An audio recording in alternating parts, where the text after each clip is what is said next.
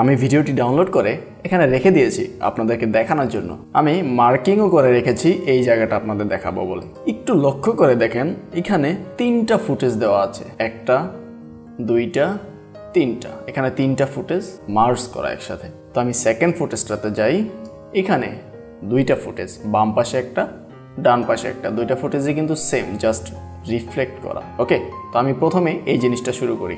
আমি আমার সিকোয়েন্সে যাচ্ছি। ওকে, এই ফুটেজটাকে ধরলাম আগে, এটার সব কিছু আমি রিসেট করে দিলাম।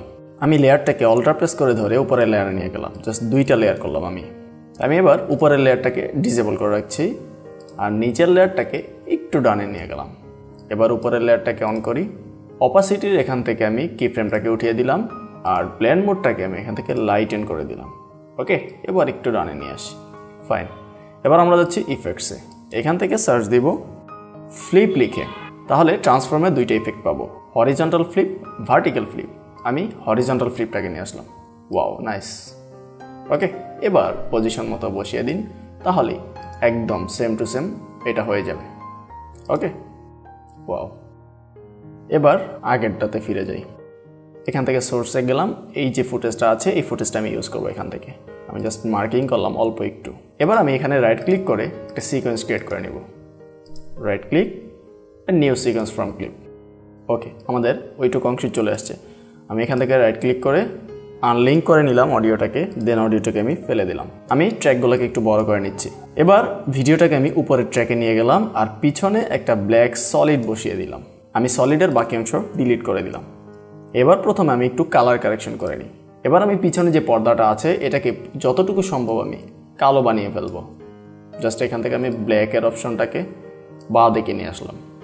ওকে, ওকে, কালো হয়ে গেছে। আমি আবার ফিরে যাই আমাদের আগের প্যানেলে। এবার আমাদের রেফারেন্সটা ছিল 3টা ফুটেজ। আমি এটাকে অল্টার প্রেস করে ধরে আবার উপরের লেয়ারে নিয়ে গেলাম, লেয়ারটা একটু বড় করে নিচ্ছি। ওকে, এবার আমি এটাকে একটু বাইরে নিয়ে গেলাম। ফাইন, আমি এখান থেকে পেন টুল সিলেক্ট করব। এই পেন টুল দিয়ে আমি ভিডিওটাকে মাস্কিং করব, আমাদের ভিডিওর অংশটুকুকে। ওকে, দেখতে পাচ্ছেন শুধুমাত্র ভিডিওর অংশটুকুই কিন্তু এখানে রয়ে গেছে। আমি যদি ইনভার্টেড এনাবল করে রাখি তাহলে মাস্কিংয়ের বাইরের অংশটুকু থাকবে।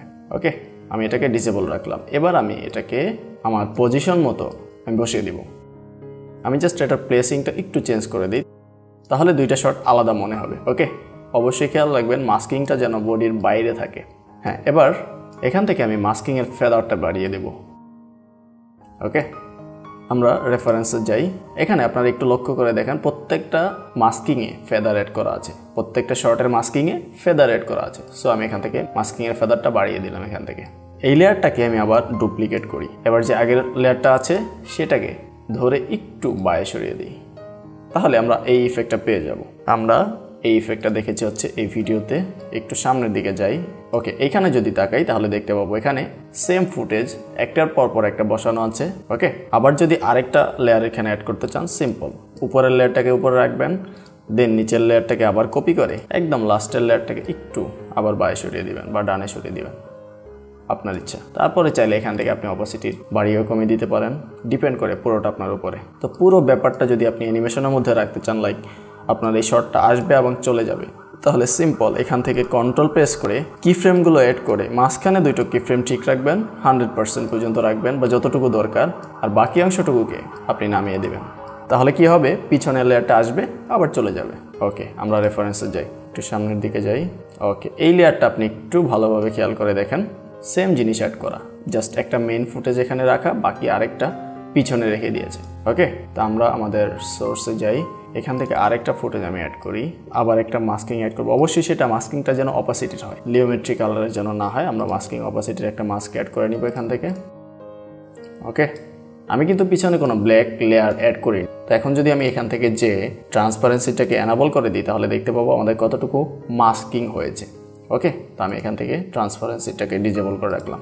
আমরা সেমভাবে লেয়ারটাকে আবার ডুপ্লিকেট করব, একটা লেয়ারকে ছোট করব, দেন এখানে আমরা বসিয়ে দিব। আমরা চাইলে প্লেসমেন্টটাকে একটু উল্টাপাল্টা করে দিতে পারি। ওকে, আমরা এবার চাইলে এটাকে ভার্টিক্যালি ফ্লিপ করে দিতে পারি, যদি সেটা ভিডিওর উপরে ডিপেন্ড করে, যদি সেটা যায়। ওকে, আপনি চাইলে এভাবে বসিয়ে দিতে পারেন। সেম এই জিনিসটাকে আপনি চাইলে এখান থেকে অপাসিটি অ্যানিমেশন দিয়ে দিতে পারেন। জাস্ট কন্ট্রোল প্রেস করে তারপর যদি আপনি ক্লিক করেন তাহলে কি ফ্রেমগুলো অ্যাড হয়ে যাবে। অবশ্যই সেটা যেন অপাসিটি কি ফ্রেম হয়। এখান থেকে রাইট ক্লিক করে শো ক্লিপ কি ফ্রেমসে যাবেন, দেন অপাসিটি, দেন অপাসিটি। সো পুরো জিনিসটাকে আবার অল্টার প্রেস করে ধরে যদি আমরা উপরের লেয়ারে নিয়ে যাই, পিছনে যে লেয়ারটা আছে সেটাকে একটু আমরা সরিয়ে দিলাম। ওকে, আমরা রেফারেন্সে যাই। এখানে দেখেন প্রত্যেকটা শর্ট একই রকম করে দেওয়া, একই রকম করে অ্যাড করা, সবগুলোই কিন্তু মাস্কিং করা।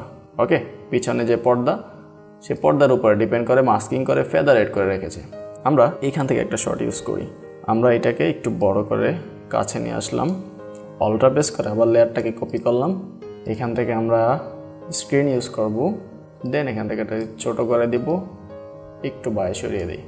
ওকে, এটাকে অল্টার প্রেস করে আবার লেয়ারটাকে কপি করলাম, হরিজন্টাল ফ্লিপ অ্যাড করলাম, দেন ডানে সরিয়ে নিয়ে আসলাম। আমাদের ক্যারেক্টারটা কিন্তু 3টা হয়ে গিয়েছে। সেম ক্যারেক্টার আমরা 3টা দেখতে পাচ্ছি। ওকে, সো আমরা রেফারেন্সে যাই। এই যে এখানে যে ফ্রেমটা দেখতে পাচ্ছেন সেম জিনিসটা আমরা এখানে করেছি, জাস্ট একটা বড় রেখে বাকিগুলোকে ছোট করে দিয়েছি। এখানেও সেম জিনিসটাই করা হয়েছে, মাস্কিং করে। এখানে দেখতে পাচ্ছেন মাস্কিংও করা আছে, যে জিনিসটা আমি একটু আগে দেখিয়েছি।